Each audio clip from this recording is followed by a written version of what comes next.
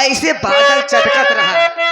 और सुरेश के बहन जानत है पहले मनई चकरी में गेहूं पीसत रहे। ये तो सही है। कौनो भी चीज हो चकरी में पिसात रहे, पुरानियन सब जानत है। हाँ सही। सुरेश के बहन गई रही बेचारू गेहूं पीसे। अरे जाने का भवा का घटना भवा मास्टर बतावत है कैसे।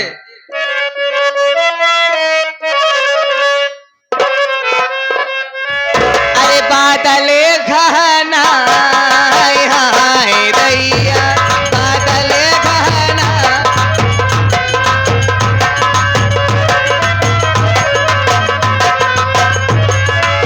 गेहुआ पिसन गई सुरेश के दीदी गेहुआ पिसन गई गेहुआ पिसन गई सुरेश के दीदी चकरी टूट गई किल्ली घुस गई चकरी टूट गई किल्ली घुस गई। अब ओनहु चिल्ला दैया अब ओनहु चिल्ला हाय दैया अब ओनहु चिल्ला। घर मालिक लीपल लीपल बोतल कोठरिया हो घिया भरल गगरिया लीपल बोतल कोठरिया हो घिया भरल। घर मालिक के हे लीपल बोतल कोठरिया हो घिया भरल।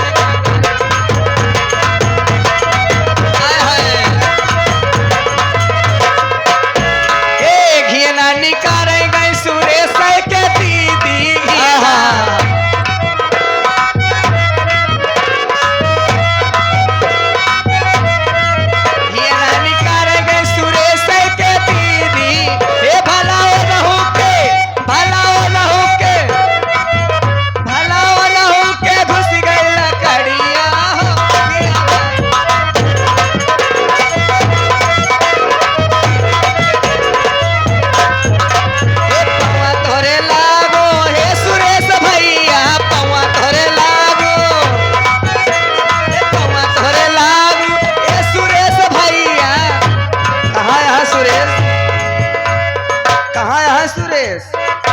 सोवत है का बम्बई है उनकर गरियावत है।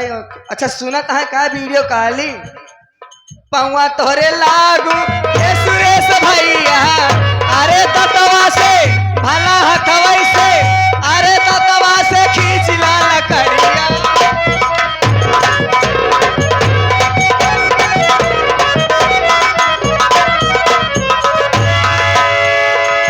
गाड़ी होगी का गाना और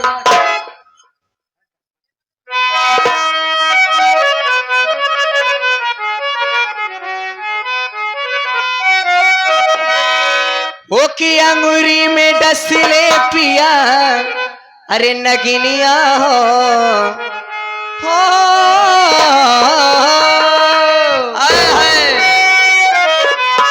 अरे अंगूरी में डसले पिया नगिनिया हो हे ननदो दिया न जला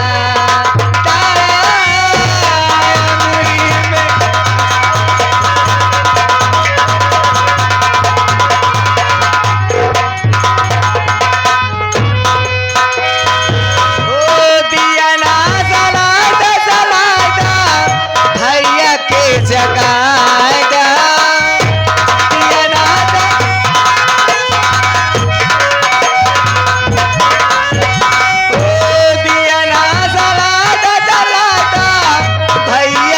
जगाएगा पोरे पोरे उठेला दरदिया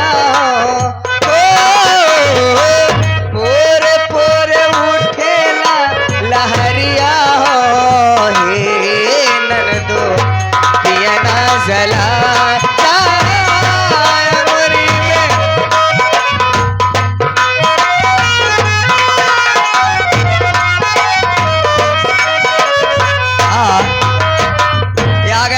सुधेश कुमार।